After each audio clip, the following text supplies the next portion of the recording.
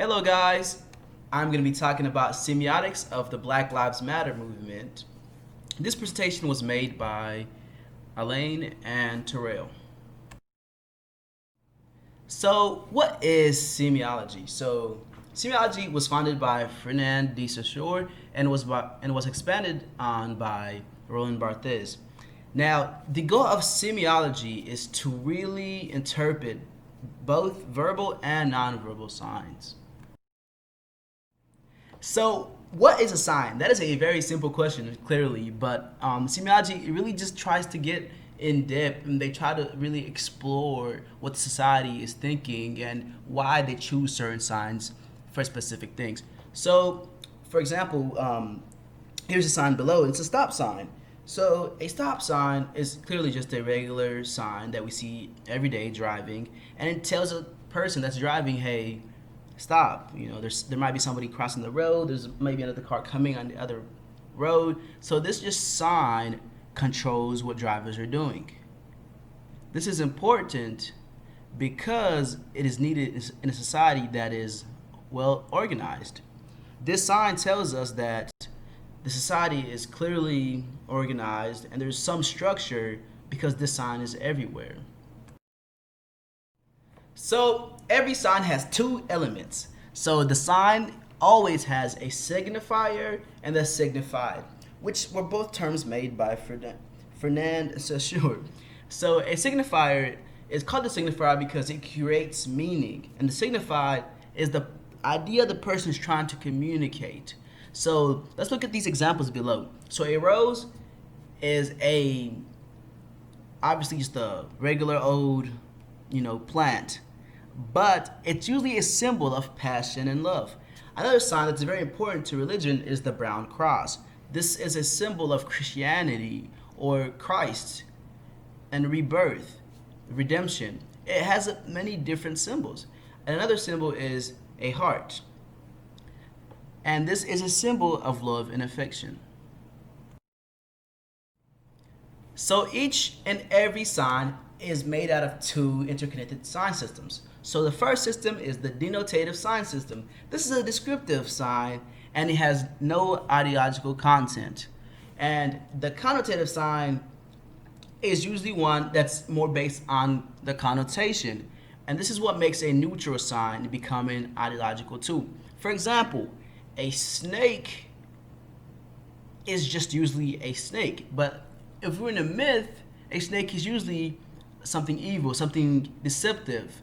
And, because of the connotative sign system, there's something that's very, very neutral, like a animal that doesn't have legs that crawls, has become an ideological tool. And that is something that represents evil or deception. And, people call people who lie or people who are evil, they call them snakes. So just like the sign of a snake has become something that's really in pop culture, snakes are like always evil. People get an eerie feel for snakes for some weird reason. It's just because that sign, that animal has been used so much, it's become a sort of myth. So a myth is really the idea that the sign carries wherever it goes. And the mythical signs, they create very specific meanings. Like a snake creates a very specific meaning.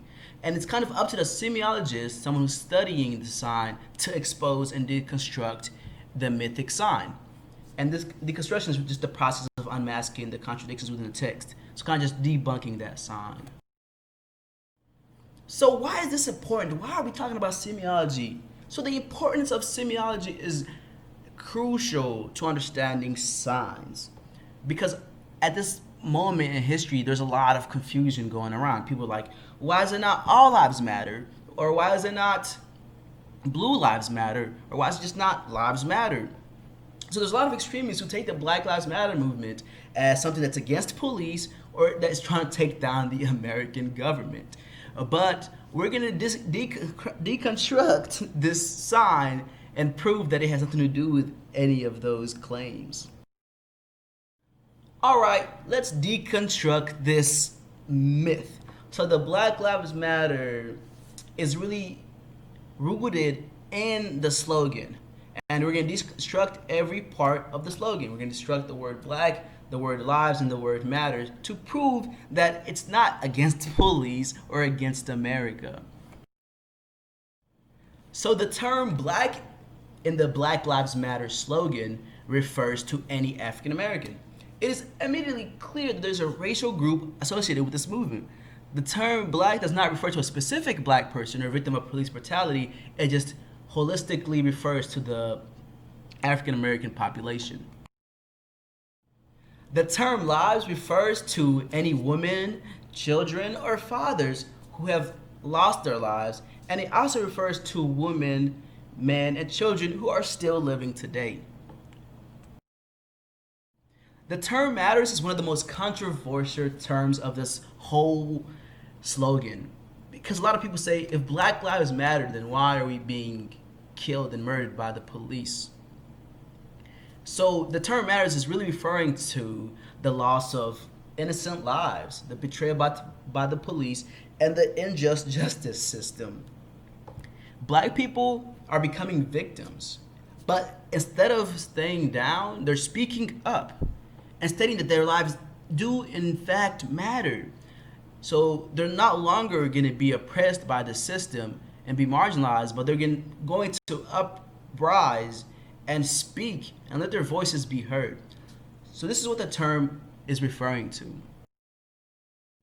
So people ask, why Black Lives Matter? Why not All Lives Matter? Or why not Blue Lives Matter? Or why not White Lives Matter? Or just simply, why not lives just matter?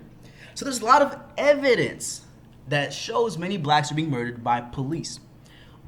And it's very important when we talk about Blue Lives Matter, people understand that one can choose their occupation. You can choose your job, but you cannot choose your birth, color, or race. And the Blue Lives Matter kind of undermines that struggle.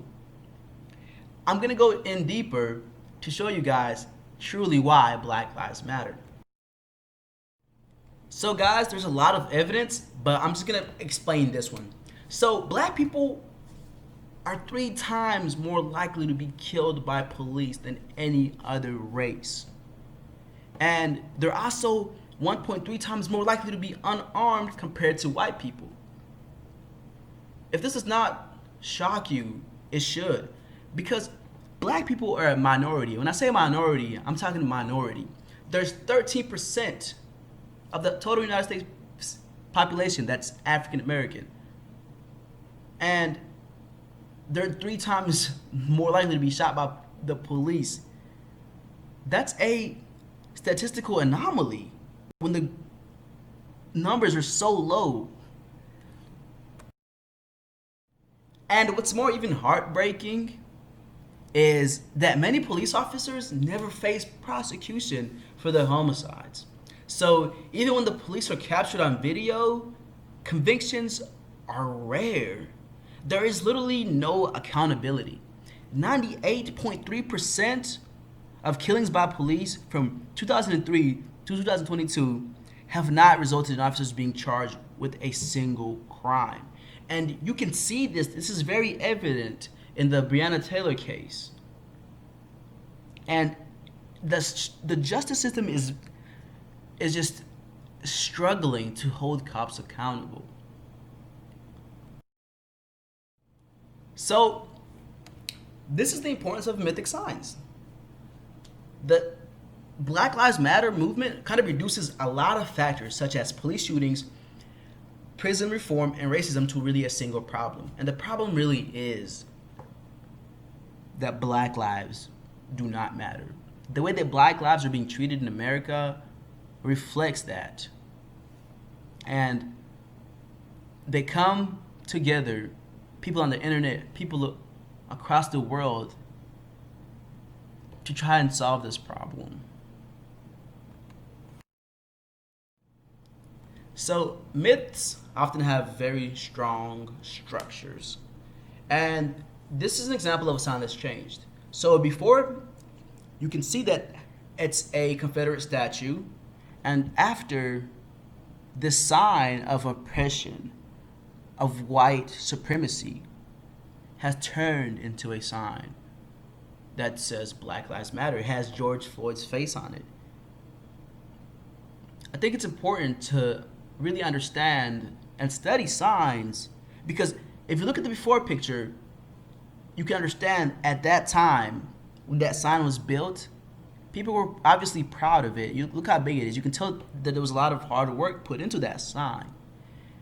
And that sign shows what the culture thought was important. And that was, the Confederacy, the war, and he was a great general and all that jazz. But you can tell, looking at this other sign in the after picture, what's become important. Black Lives Matter. And how George Floyd's death really brought people together. So this is kind of the importance of signs, and I thank you guys for listening.